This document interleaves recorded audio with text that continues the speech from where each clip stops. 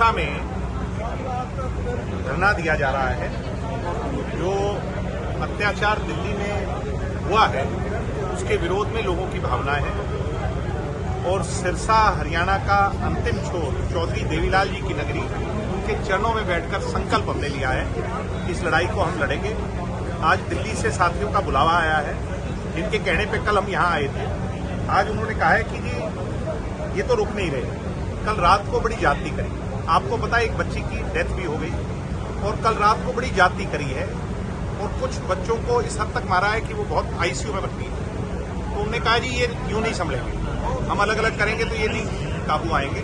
आज उन्होंने कहा कि आप सब लोग दिल्ली आए, ये सिरों से डरते हैं, सिरों की गिनती से डरते हैं, तो आप भी आके जंतर मंतर पर अपना धरना लगाएं, आप भी हमारे साथ बैठिए। तो मैंने कहा अगर ये ऐसी बात है तो फिर हम कतई देर नहीं करेंगे।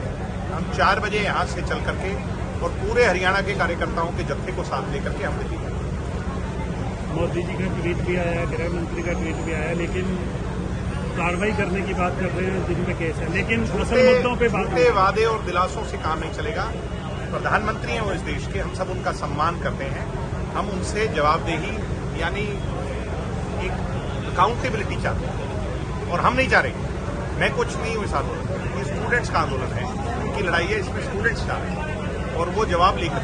क्या लगता है कि सरकार झुकेगी सरकार? निश्चित तौर पर सरकार को, लेकिन जिस तरह का रवैया रहा है पिछले 20-22 दिन से, रवैया बदलना पड़ेगा, अहंकार छोड़ना पड़ेगा। दिग्विजय जी आज मुख्यमंत्री सिरसा में थे और उनसे सवाल किया गया तो उनका जवाब था कि कांग्रेस है किस मुंह से इस तरीके की बातें कर रही है। हालांकि उन्होंने अपना जवाब नहीं दिया, कांग्रेस पर टाल रहे हैं। अचंभा हो रहा है और दर्द इस बात का ज्यादा हो रहा है कि बीजेपी के लोग ये कह रहे हैं कि कांग्रेस किस मुंह से मांग रही है। अगर कांग्रेस ने अपने समय पर गुनाह किए तो हमने तुम्हें चुना, क्या तुम भी कांग्रेस बन जाओ?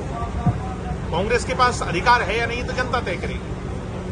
तो क्या आप भी कांग्रेस के किए हुए कुकर्मों को दोहराओगे? ये सवाल है।